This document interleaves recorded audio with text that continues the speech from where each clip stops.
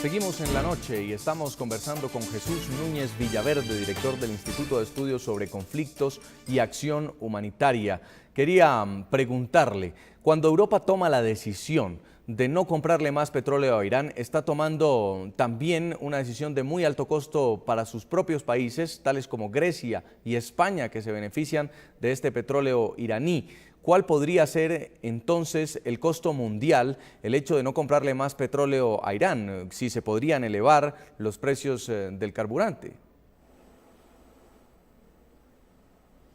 Evidentemente ese es uno de los elementos más delicados de esta apuesta por la sanción y por la prohibición de importaciones, puesto que si Irán desaparece del mercado, eso puede generar un déficit en la oferta petrolífera que impulse los precios al alza en un momento en el que nos enfrentamos a una grave crisis económica y en la que evidentemente un precio más alto del petróleo haría todavía mucho más complicada la salida del túnel en la que estamos metidos. Por lo tanto, un elemento que tiene que acompañar a esta decisión es el de encontrar inmediatamente sustitutos en el mercado para que otros productores, Arabia Saudí el primero, pero también países africanos como Nigeria o Angola, incrementen su capacidad productiva para que no haya una reducción de la oferta que provoque esa posible subida de los precios. Creo que claramente en eso está habiendo un esfuerzo y desde luego Arabia Saudí ya se ha manifestado a favor de incrementar su producción, teniendo en cuenta que este país, el primero del mundo en reservas de petróleo, por otro lado, tiene una capacidad excedentaria de producción de petróleo que le permite en muy poco tiempo cubrir los déficits que pueda haber en el mercado mundial por la falta de otro productor como podría ser Irán. Ahí va a estar en buena medida la clave de esta apuesta por dejar a Irán al margen del mercado, castigarlo en la medida en la que no se le compre petróleo, pero que al mismo tiempo países como España, Grecia y otros de la Unión Europea puedan encontrar inmediatamente un sustituto en esos otros productores que antes mencionaba.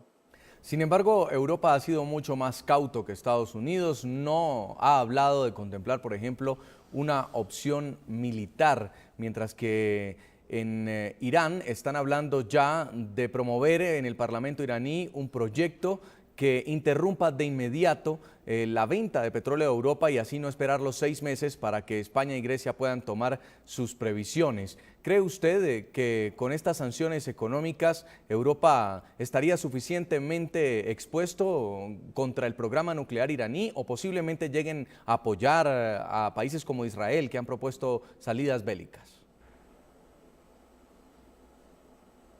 Bueno, por un lado hay que entender esa posibilidad que plantean las autoridades iraníes, puesto que en lugar de esperar a julio para que esa prohibición sea efectiva, si consiguen ahora mismo bloquear los contratos ya firmados y las ventas ya comprometidas, evidentemente estarían intentando dificultar la posibilidad de que otros países productores, como antes mencionaba, puedan sustituir de inmediato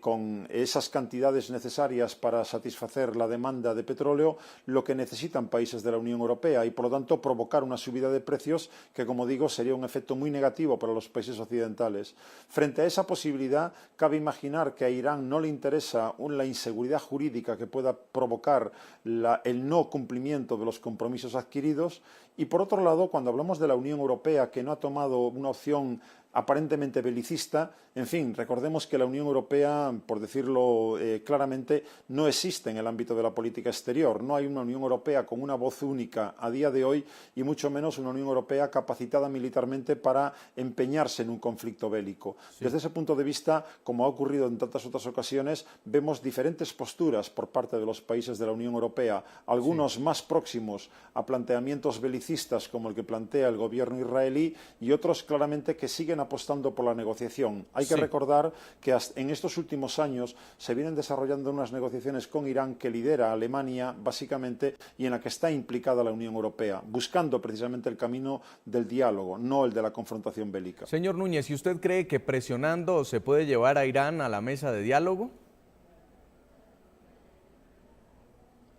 Desde luego a Irán ya se le ha llevado a la mesa de diálogo. Ese diálogo está interrumpido a día de hoy. Parece que hay una señal de que las autoridades iraníes vuelven a permitir la inspección de la Agencia Internacional de la Energía Atómica sobre sus instalaciones. Evidentemente está jugando a crear diferencias entre los diferentes países, no solamente de la Unión Europea, sino de la comunidad occidental, y conviene no caer en ese juego, porque ese programa es un programa en su misma raíz importante, pero cabe imaginar que se volverá a la mesa de negociaciones y que la Unión Europea ahí tendrá un papel importante que jugar, porque creo que hay margen para que en ese diálogo Irán pueda encontrar, como decía, un acomodo en el marco regional como líder que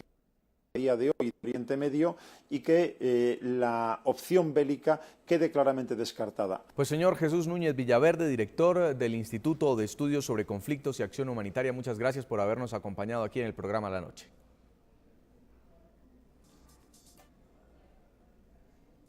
Muy amable. A todos nuestros televidentes los invito a que envíen sus comentarios a www.ntn24.com, escriban en Twitter @ntn24, también @segurisatynTN24. La noche seguirá encendiendo las luces para que usted vea el punto clave de la noticia. Muy buenas noches.